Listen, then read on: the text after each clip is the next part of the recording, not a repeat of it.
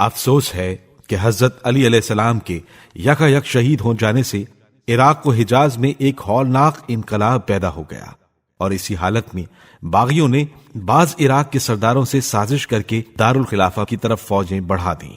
جناب امام حسن علیہ السلام نے اس یورش کو روکنے کے لیے فوج بھیجی تھی۔ باغیوں نے اپنی چالاکی سے اس میں تفرقہ ڈال دیا، بلکہ خاص کیمپ میں ایسی شورش پھیلائی کہ حضرت امام حسن علیہ السلام کو سوائے صلح کے کوئی چارہ نظر نہ آیا۔ معاویہ نے صلح کے بعد شرائط صلح پر ایک دن بھی عمل نہ کیا، اور عراق پر یکے بعد دیگرے ایسے حاکم مقرر کیے جنہوں نے تدبیر اور شمشیر سے کام لے کر دوست دارانے علی علیہ السلام کو تباہ و برباد کرنا شروع کیا۔ اس خون ریزی کے زمانے میں صرف وہی شیعہ اپنی جان بچا سکے جن کے قبیلے اور جتھے قوی تھے، یا وہ بچ گئے جنہوں نے نظریہ ضرورت کے تحت دشمنوں سے نرمی کا برتاؤ کیا۔ باوجود اس قتل و غارت کے پھر بھی شیعوں کی تعداد عراق میں ہر جگہ سے زیادہ تھی۔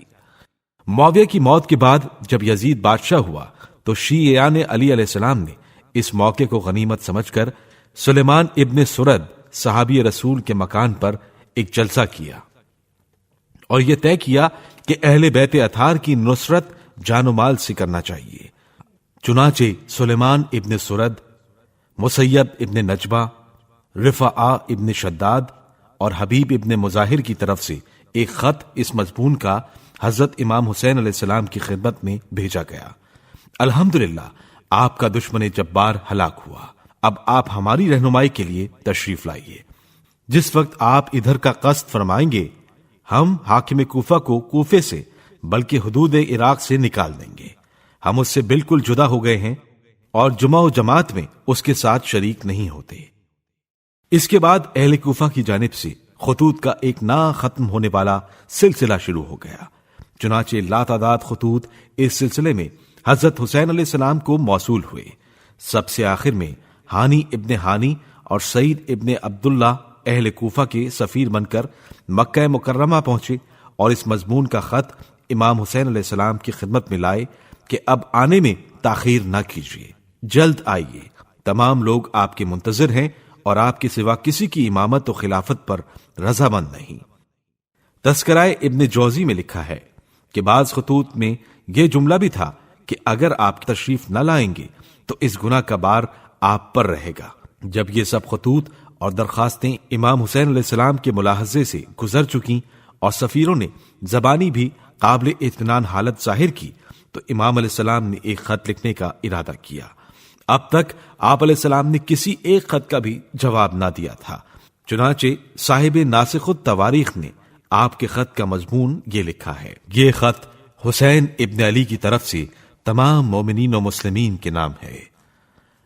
آگاہ ہو کہ سب سے آخر میں ہانی اور سعید تم لوگوں کے خطوط لے کر آئے۔ میں نے تمہارے تمام خطوط بغور پڑھے۔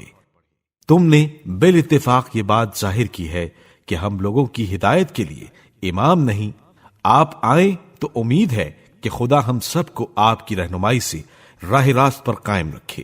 لہذا میں اپنے چچا زاد اور اپنے خاندان کے معتمد شخص مسلم ابن عقیل کو بھیجتا ہوں، اور میں نے ان کو حکم دیا ہے کہ وہ تمہارے حالات سے آگاہی حاصل کر کے مجھے مطلع کر دیں۔ پس اگر انہوں نے یہ لکھا کہ تم سب طالب حق ہو اور نصرت حق پر آمادہ ہو، اور تم میں جو لوگ صاحب عقل و فہم ہیں وہ سب اس بات پر متفق ہیں، تو میں انشاءاللہ بہت جلد تمہارے پاس پہنچتا ہوں۔ یہ تم پر واضح رہے کہ امام بس وہی امام ہے جو کتاب خدا کے مطابق عمل کرے اور عدل و سچائی کے طریقے پر قائم ہو اور اپنے نفس کو ہمیشہ احکام خدا اور رسول صلی اللہ علیہ وآلہ وسلم کا پورا پابند رکھے۔ والسلام۔